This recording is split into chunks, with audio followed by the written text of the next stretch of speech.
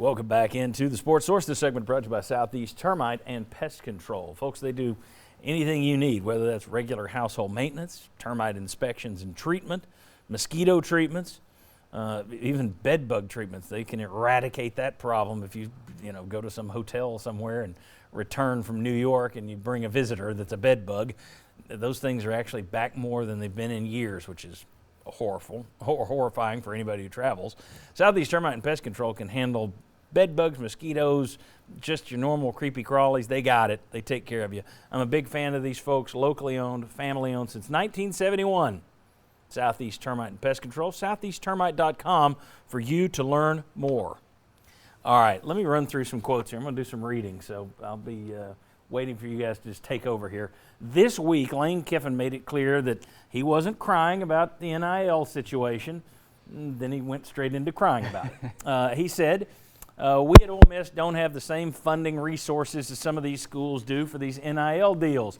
It's basically dealing with different salary caps, and some of these schools have 5 to 10 times more than everybody else in what they can pay the players.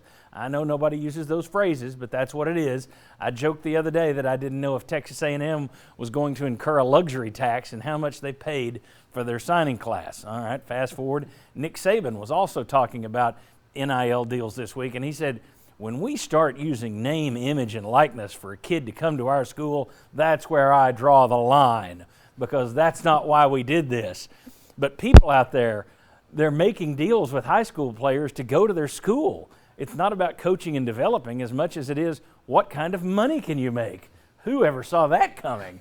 All right, so Jimbo Fisher, who everyone's been poking fun at for Texas A&M spending, he fired back. To have coaches in our league say it. Clown acts. Irresponsible as hell. Multiple coaches in our league, the guys griping about NIL and transfer portal, are using it the most. That's the ironic part. We were one of the lower ones in NIL spending. I mean, if I remember right, it was Nick who brought up how his quarterback had $1 million deal. I mean, and that was great. Ohio State put out an article that they had the highest NIL deals of anyone in the country. Yep, cry, cry, cry. All right, here's my question for you guys. Is anybody right in this? Is anybody making a good point?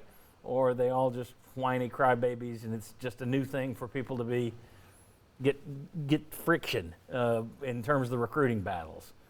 I'll say it. I think Lane Kiffin's mostly right. I think he's on the right track at least. I mean, you can probably quibble with some of the facts there and how he's portraying it, but I think he's right that this is in a lot of places going to come down to what schools can afford to arrange and what schools can't afford. And like it or not, that's just kind of what this NIL situation has opened the door for in recruiting. And I mean, coming from his perspective at Ole Miss, I can certainly see why he would be wanting to say that louder than other coaches, but I think that's a pretty fair assessment so far. He's done pretty good in the transfer portal for himself. He has. Anybody right, wrong in this? Thoughts on this back and forth? Yeah, I think they're all right. I think they're all being hypocritical, and I think they're all providing us great content for Sports Talk Radio, so I'm thankful for that. I would have been mad if I were Jimbo Fisher if other coaches are saying this publicly. Especially on you. Lane Kiffin, who was at USC. Anything go on there? Yeah. Was he accused of anything at Tennessee? He went to Alabama. Nick Saban did brag about the Bryce Young deal. Yeah. Why did he do that? For recruiting. Yeah. So, they're all being kind of hypocritical. They're all whining. The day after welcoming Caleb Williams to campus at USC, you had Lincoln Riley complaining about how this transfer portal is making things so difficult for college coaches. So you just benefited bringing in the top prospect in the transfer portal. He brought the entire Oklahoma program with him. They got in those Boomer Sooners. Yeah, maybe it's difficult to put these rosters together because you took the players from your previous roster. Yes. Jimmy, your thoughts on all the grapes of wrath or something? Yeah. I think they make good points. I also think that that's just the way we are right now. But the deal about some schools having an advantage, haven't some schools already had an advantage? Whether it's a 100,000-seat stadium, facilities, tradition, booster, whatever.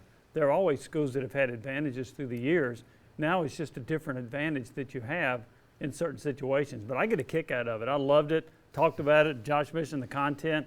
I love the hypocrisy of it. Yeah. It's just kind of funny to me to read this. I'm enjoying it.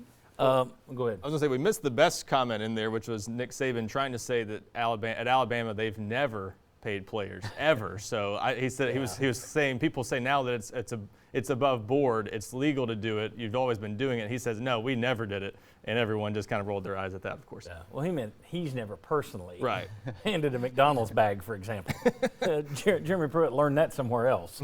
What Grand Am? Asked Eric Dickerson. Right. Exactly. I just think that, Kiffin made a comment that we didn't put in there. But again, I couldn't read everything.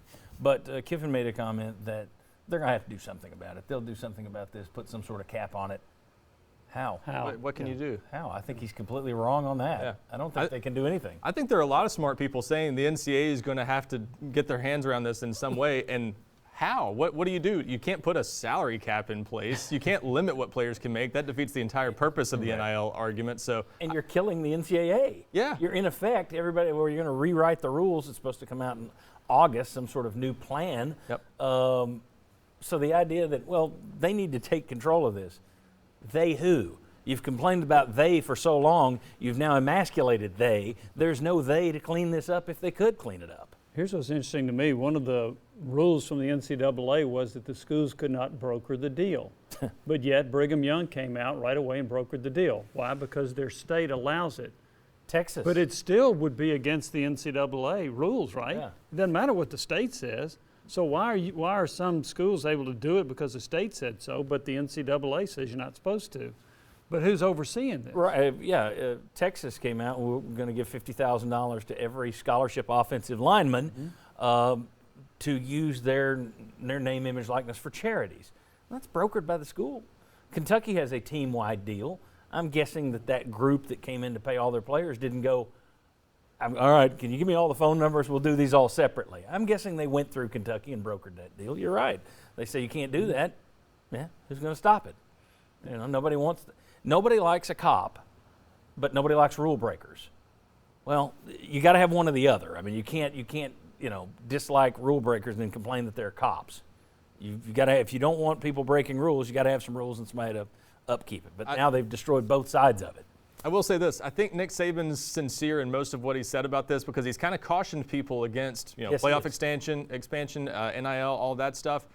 I think he's doing that because he says, you know what, I don't want to play by this stuff. I don't like it. But if you make me, I will beat you in this too. I'll be better than you at NIL stuff if you make me. But I do think he genuinely hates it. So I think And he probably will. I agree with that. Yeah, there's some genuine truth to what he's saying.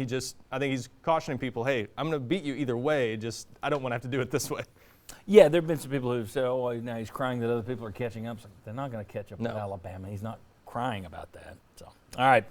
Let's talk about Tennessee's offensive coordinator. We had a question in here. What would Tennessee do to keep him if Miami came calling?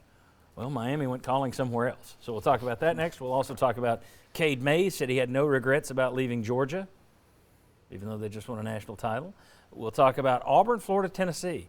We'll rank those schools in terms of stability to shaky in terms of the ground. And Tennessee might, for once, be the most solid ground compared to three other programs in the conference. We'll see. Come on back on the Sports Source.